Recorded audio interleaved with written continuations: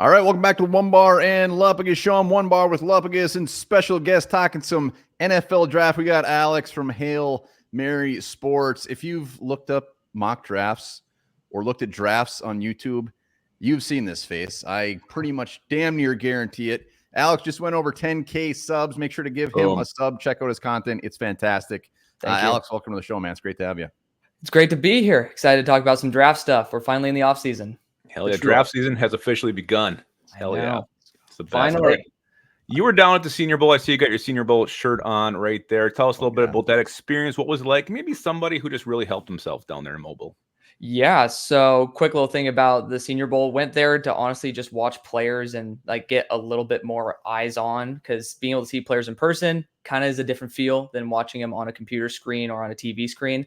And it is awe-inspiring to be able to watch players in person. You can feel the energy a lot better than what you expect. But being able to, like, the best part about Mobile, which I never expected, is just the networking and being able to just meet all the people you've really looked up to. So it was more of an experience than an actual learning overall experience. And plus, we end up having all 22 tape after to be able to watch every single rep. So it honestly is invaluable for people who are watching. If you have the ability to ask for virtual credentials, go for it, because then you get to watch every single rep rather than debating whether you should be able to watch somebody on YouTube or just pray that Twitter has all the highlights that you need. But it was a great experience. I think someone who obviously helped them out a lot and is all over Twitter is Quinion Mitchell. He was playing pretty much exclusively off coverage the whole entire time he was at Toledo, so we didn't know how he'd perform in other systems. Ended up being able to show out, and even though he has a couple of those low light reps, still proved that even though he's very uncomfortable and not very experienced with being able to be face-to-face with a receiver, he still can actually kick some butt. So big fan of that. Mobile, best experience. Honestly, best week of my life. Wow. Hot damn. Awesome. Did you turn into who made you turn into a fanboy? Did you see anybody down there that you got all giddy and tingly? So you're talking about player-wise or person-wise? Anybody, coach, player, draft guru. I saw you were down there with Mike Renner. I mean, I would have turned. So yeah, this is me and Mike Tomlin at midfield. Oh. So obviously, I mean, as a Steelers fan, sorry for the Vikings peoples out there, but as a Steelers fan, man, you're welcome. That was, it was wild being able to meet Mike. But no, the other Mike Renner, being able to hang out with him, Marcus, that franchise guy, like we were literally at Waffle House at 3:30 in the morning. Like that's an experience you'll never forget. That's an experience for a lifetime, just sitting there with two people that you highly respect, and just, you get to see the humanity, or like the human behind the screen, which is honestly more invaluable than any tape or any player I got to see at that event. Oh, that is fantastic. Like I said, check out Alex's channel for sure. I mean, you collab with Broshmo. We've had him on before. Love Broshmo. So it's funny watching you. I've seen so many mock drafts that you've done, and you're always by your window. So it's hilarious to have you on here next to your window. Dude, the window. Honestly, I always thought like I need something more professional, but I am the guy with the window now. Don't mess with it, man. It's perfect. Don't mess with the window. The window is my thing. I don't know if that's a good thing or not, but it is my thing. Well, speaking of something that might not be a good thing, JJ McCarthy is getting so much damn love lately. Vikings fans, a lot of people love the dude, but I would say more people are scared horribly of taking him at 11 or even trading up. And I think I know your thoughts on JJ McCarthy, but is this legit? I mean, is this real? Tell us about JJ McCarthy. So the NFL is very much into trends, right? And the one thing that scares the living hell out of me is watching how Jordan Love's progression as somebody who was the toolsy guy, not exactly the best production. I think he had 13 and 13 touchdown to interception ratio or something his final year at Utah State. So not necessarily the best on-field production. Comes to the NFL, sits for a little bit, and then ends up working out. When you end up seeing someone who is toolsy work out, NFL teams are getting excited about a player like JJ McCarthy, who is toolsy, doesn't have the necessarily the production that you'd be wanting. And for me, I was always seeing the it factor with JJ. In all my reports, I'm always like, I could see why people love him, but there's just so much ground to cover. And if you're tracking it like a Jordan Love progression, it could end up being that way.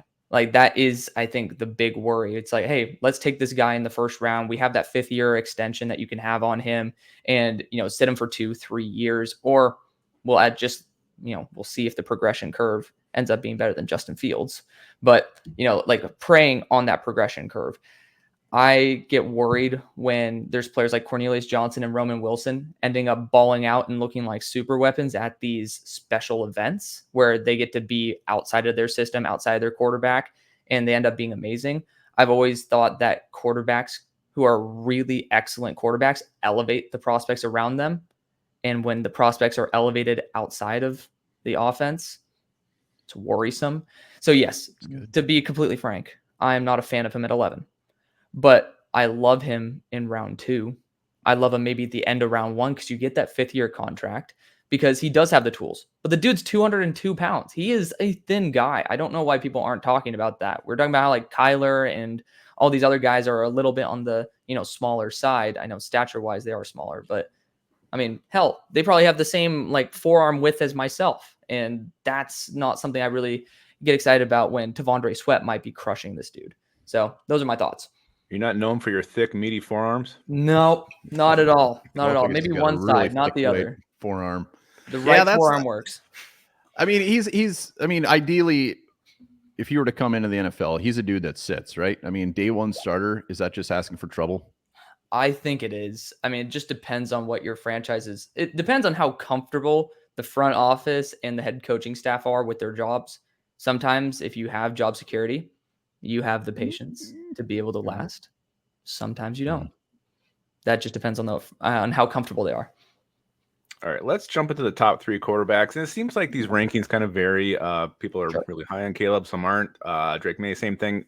Yep. Jaden Daniels. So what is your top 3 rankings that you see these top 3 quarterbacks going, and who do you prefer?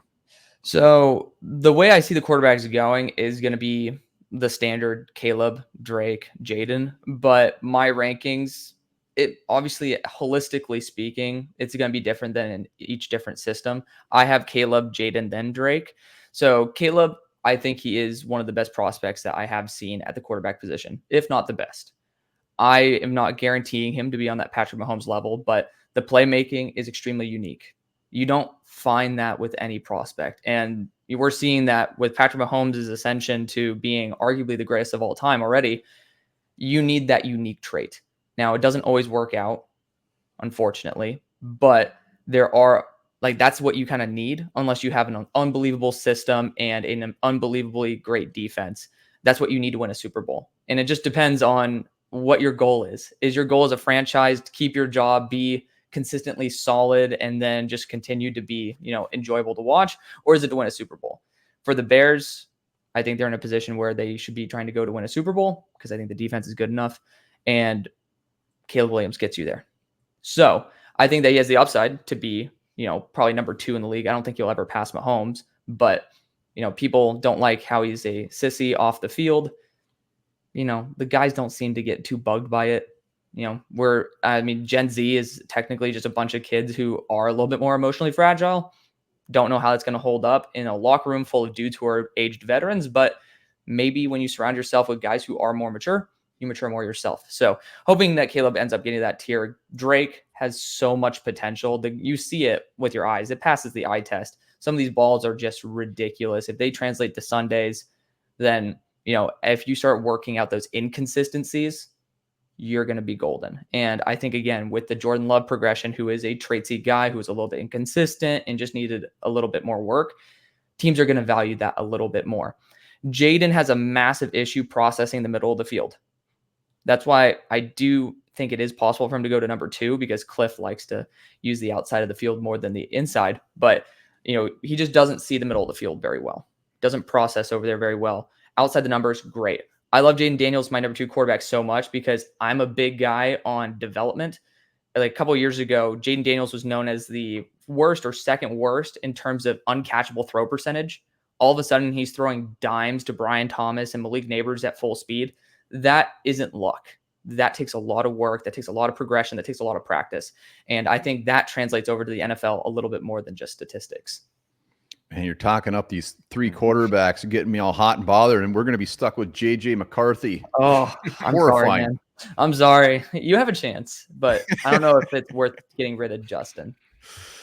All right, Vikings, they got a handful of needs on this roster. Which, in your mind, what is the deepest position in the draft? So the more I dig, the more I really do love the depth at edge rusher in the class. I know we lost a lot of those day 2 guys, Princely Umanmielen, Landon Jackson, for example, like JT Tuimalau. But when you look at the players on day 3, you got, I mean, maybe even higher on day 2, maybe that 3rd round area like Marshawn Nealand. And you have guys like Xavier Thomas, who are seasoned veterans who are extremely mobile. Obviously, 2 different frames completely at 275 for Nealand and 245 for Xavier Thomas. But you have a wide variety of different builds who also know how to have production, who are very smart, who think through the whole process of the rep.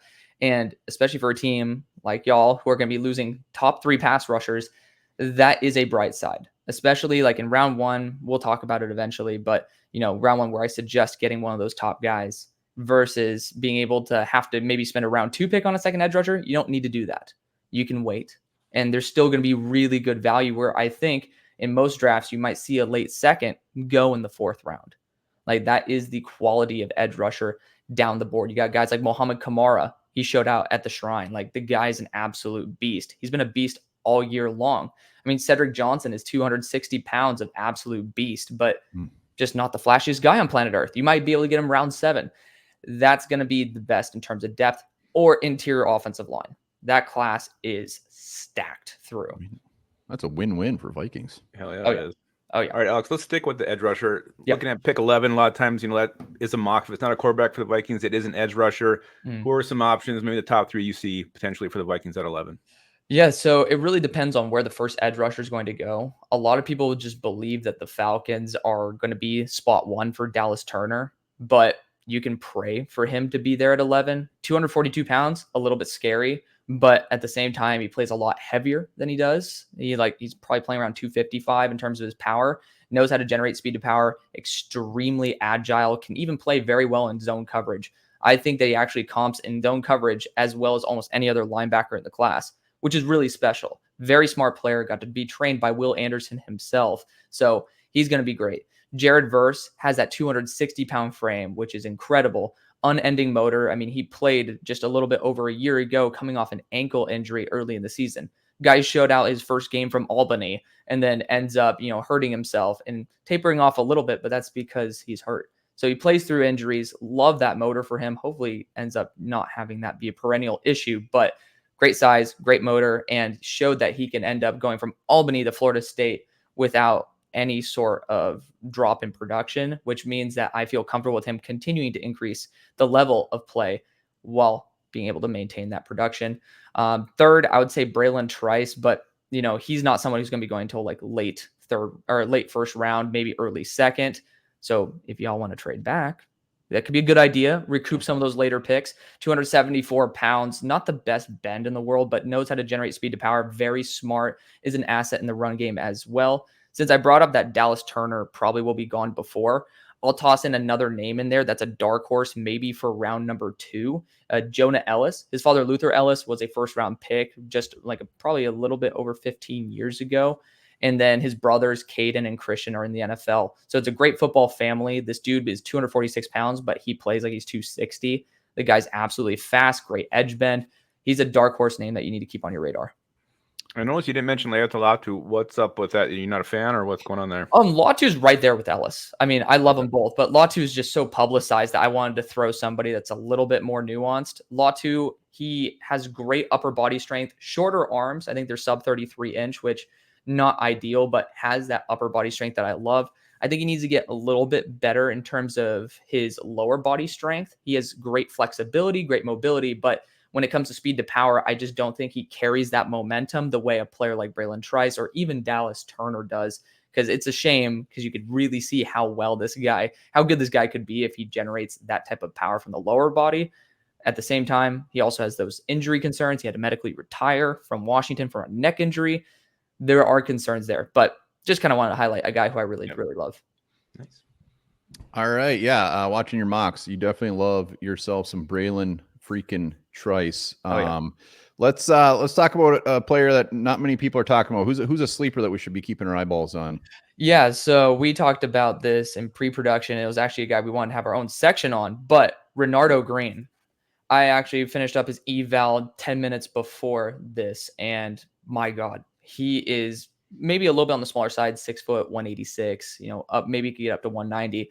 Not the best mobility in terms of the change of direction, but he has the top end speed. Never really got to see him get beat by actual speed.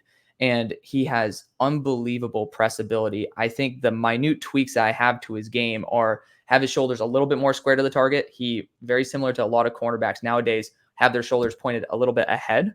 And when there's a wide receiver, like let's just say Malik Neighbors, it's an extreme example, but those guys who can stop on a dime, when your shoulders are faced that way and they go that way, you have to turn more. You're not in position to maybe get your hands on. So it's a minute tweak that I think a lot of corners nowadays should be getting tweaked on, but it's beside the point.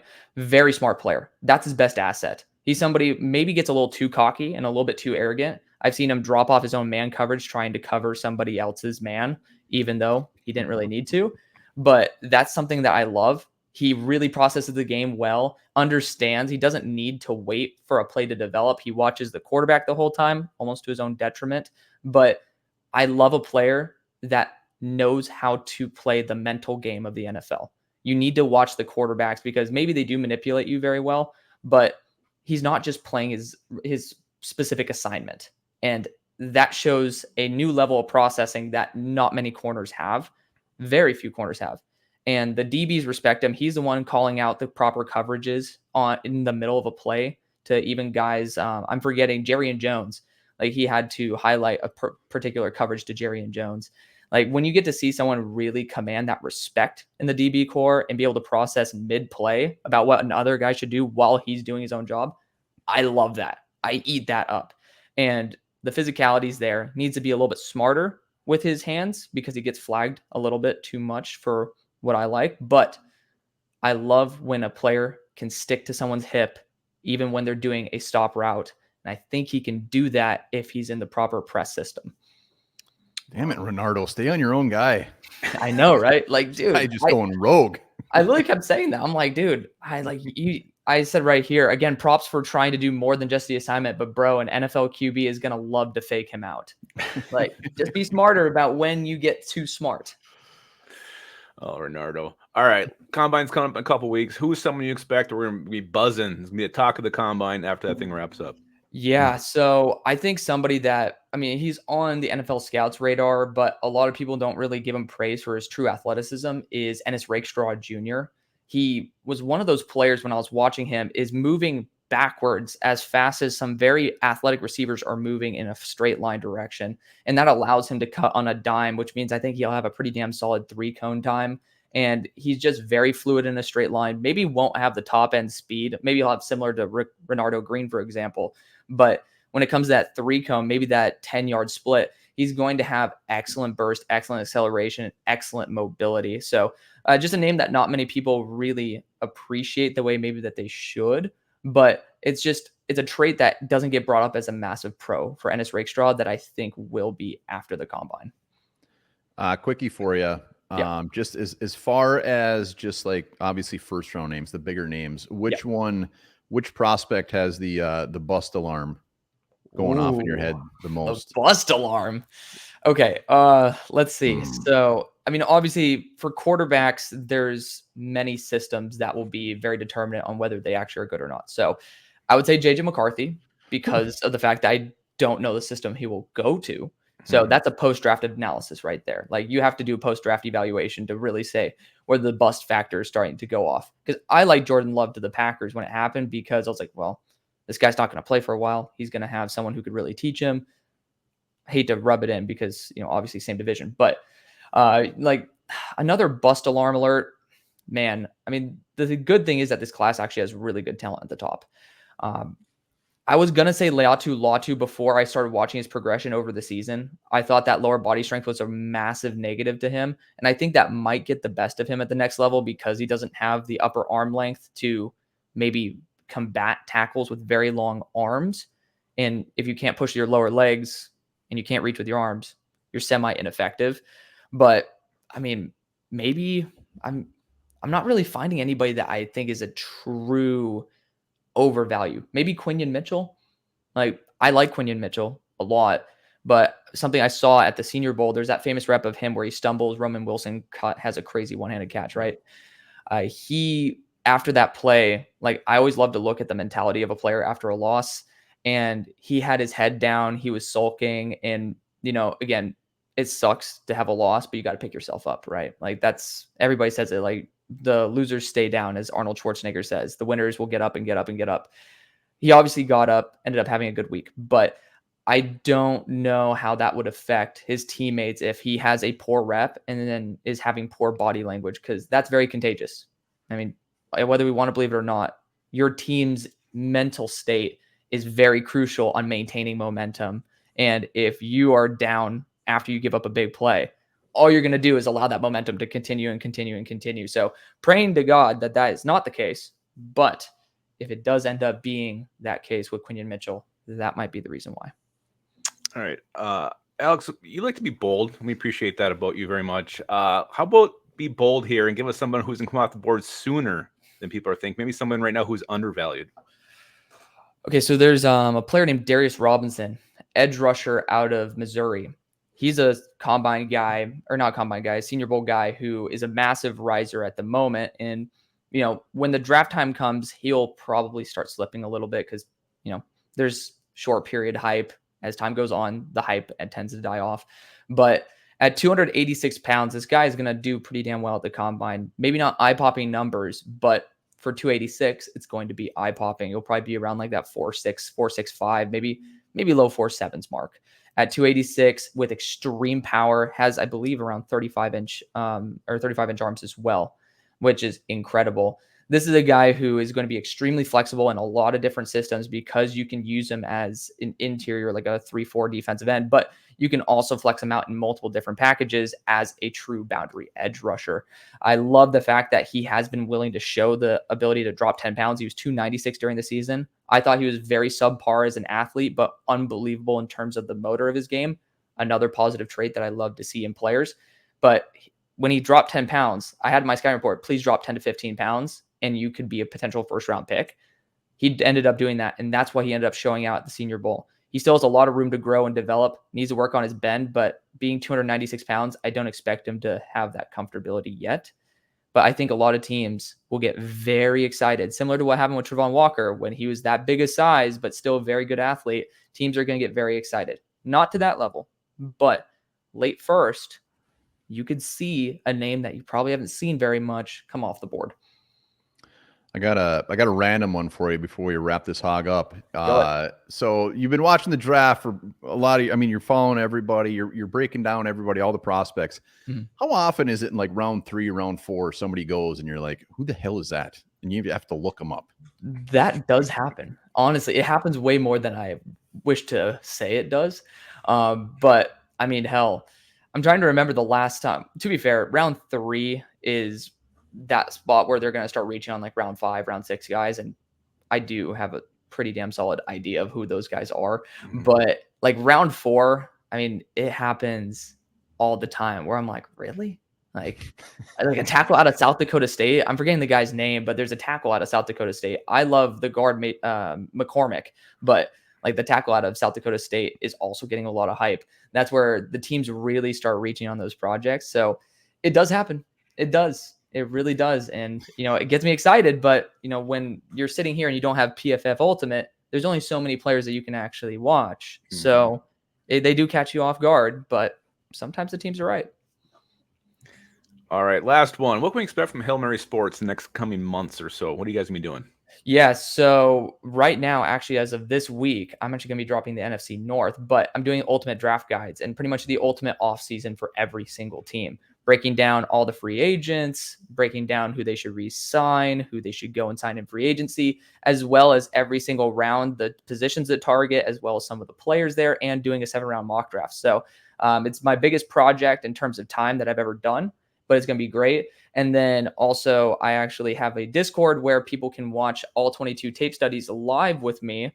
And I'll actually be recording those and making that a YouTube member perk so that people can actually go and watch it, because you can't just post all 22 on YouTube without getting absolutely destroyed by Catapult. So it's a great way for people who don't have access to all 22 to be able to hang out, have a good time. Again, Discord, if you hop on, it is free to do it live, and you get to hang out with over 700 people.